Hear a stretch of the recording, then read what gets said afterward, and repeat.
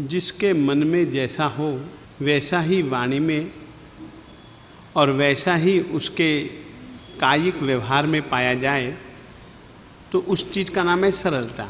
फिर से कहना चाहता हूं, जैसा मन में वैसा वाणी में, जैसा मन और वाणी में वैसा ही काया यानी कि शारीरिक व्यवहार में, इंद्रियिक व्यवहार में, इसका नाम है सरलता।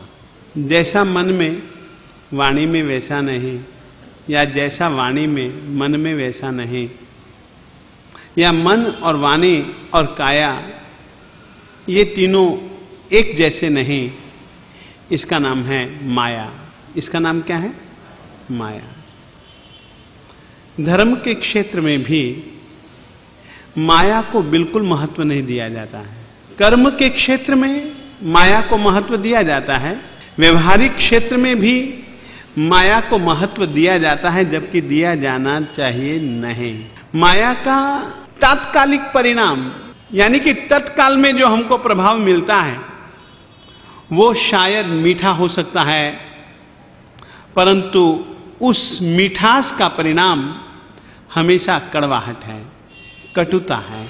सरलता का परिणाम तत्काल में दुखद हो सकता है, समस्या हो सकता है, परंतु अंतिम परिणाम, अंतिम स्वाद उसका मीठा होता है।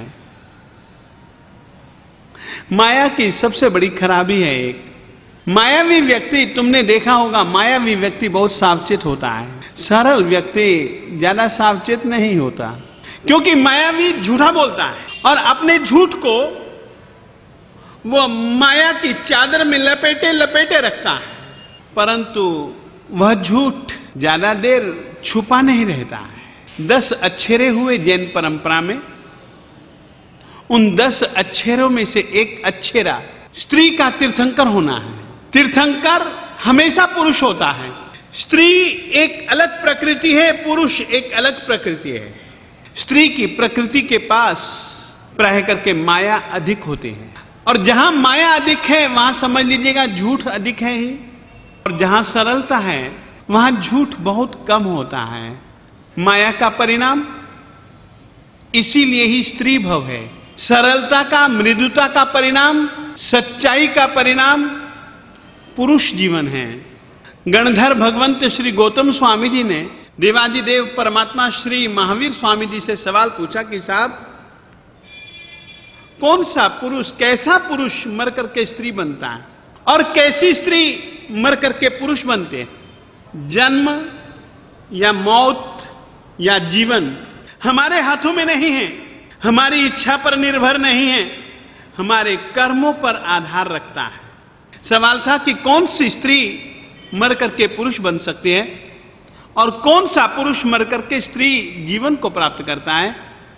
परमात्मा ने कहा, प्रायः करके ये वचन है, जो महिला संतुष्टा, संतोष पूर्वक जीती है, विनय भाव से युक्त होकर के जीती है, रिजु और मृदु है, जो स्थिर है, चंचल चपल स्वभाव की नहीं है, और जो महिला हमेशा हर संयोग में सत्य बोलती है, वैसी महिला मर करके पुरुष जाति में पैदा हो सकते हैं।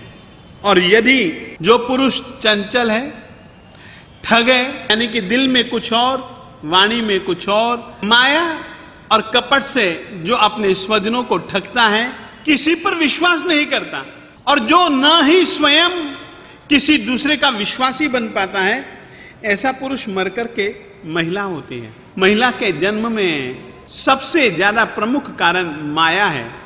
माया एक ऐसी वृत्ति है जिसके कारण से एक नहीं कई कई कई कई कई कई दोष पैदा हो जाते हैं। योग शास्त्र में कलिका सर्वज्ञ जी ने एक बहुत अच्छी सूक्ति दी है। उन्होंने कहा है, मायावी आदमी दूसरों को नहीं ठगता है, खुद को ठगता है।